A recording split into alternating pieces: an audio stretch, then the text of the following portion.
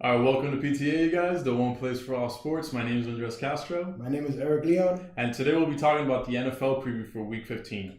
We're going to start off today with the Raiders versus the Chiefs, and I want to know what's your take on that. First things is, this is 2016, so no way would I ever think that the Oakland Raiders, Kansas City Chiefs will be in this time of the year battling for the division. I would think it'll be still the 1990s, but no, it's 2016, so let's get right to it. You have Derek Carr, the question of his injury in the pinky. Where is that going to be a factor or not in this game? 4 games left. We have MVP candidates.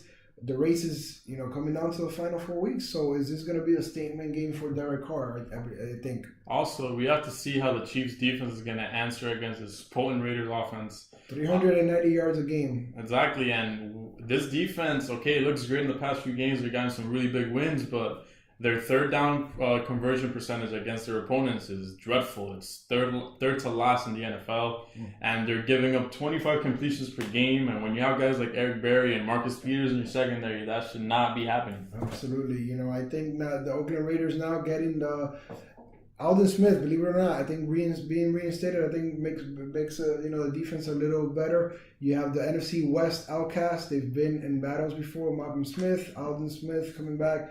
Bruce Irvin coming from a championship caliber team of the Seattle Seahawks. I think that will help against that Kansas City offense. You have time of possession for the Oakland Raiders, 31 minutes a game. I think that's pretty good, especially going against a Kansas City defense. So this is a game that I believe the Oakland Raiders can make a statement and go in there into Arrowhead Stadium and pull off a win. Honestly, I'm going to agree with you. I think they're going to win by 7, and I think Alex Smith is going to be 6-2 against the Raiders now.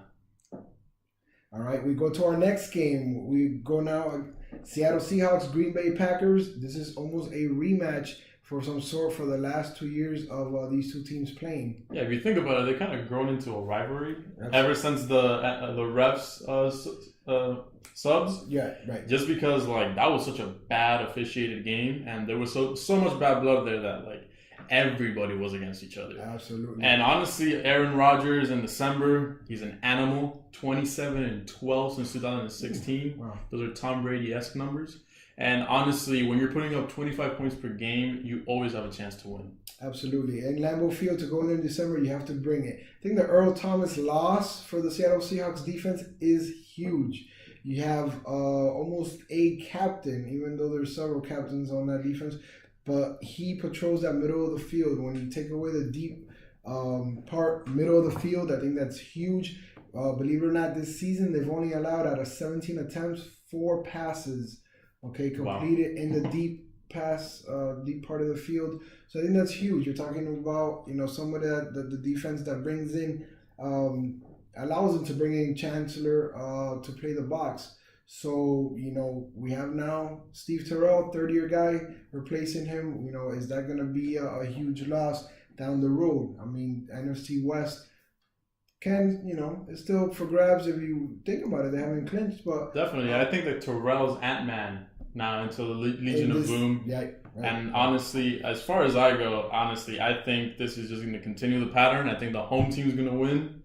I have the Packers winning this game by 7 points. I think Seattle does, 2-game winning streak. Okay, so I think the Lambeau Field, December, is in their favor. And one thing you never want to do is give Aaron Rodgers a new set of downs. Seattle's allowing 43% on third downs. Not good. I think Green Bay pulls off this one. Double digits. We're going at 13 points. Definitely. And we go on to our next matchup with the Saints versus the Bucs. This is starting to be a really, really good game because everybody thought that Atlanta was going to run away with the division, and then out of nowhere, the Tampa Bay Buccaneers have come back with this really good defense and the growth of Jameis Winston. Right. This kid has grown, and please tell us more about Jameis Winston. He got a 4-game winning streak.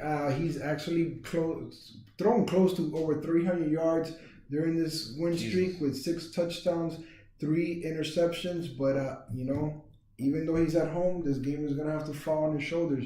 Mm-hmm. The running game right now is not where it should be. Doug Martin, Jaquez Rodgers, a little bit banged up. They're not fully injured, but they're a little bit banged up. So the running game, they have to balance out. Cannot put it only on Winston. Key stat, which I found it interesting, was 53% during the season, they're able to score in the red zone.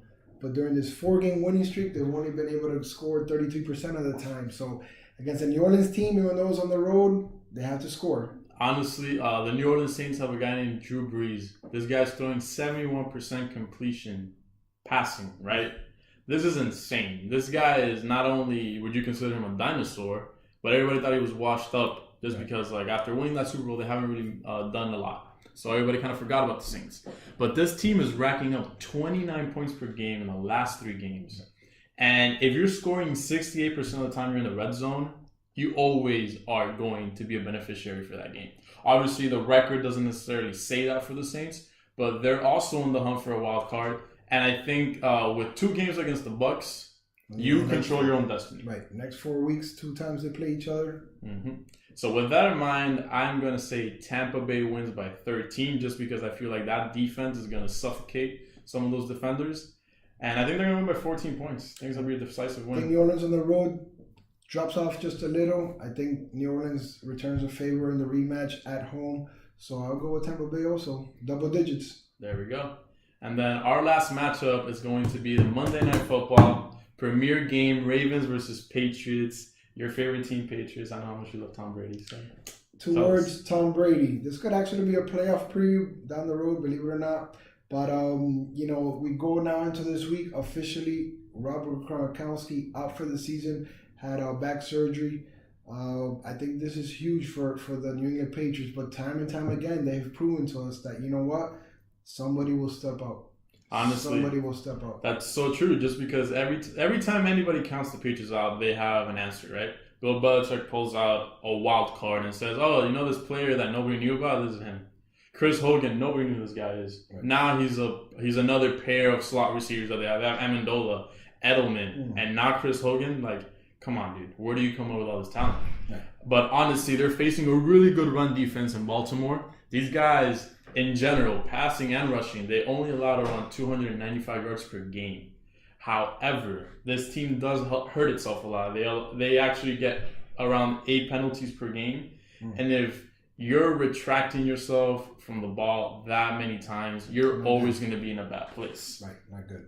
But you know what? To justify the whole, Tom Brady has 3 great receivers in his hands right now, 3 slot receivers at least. Right.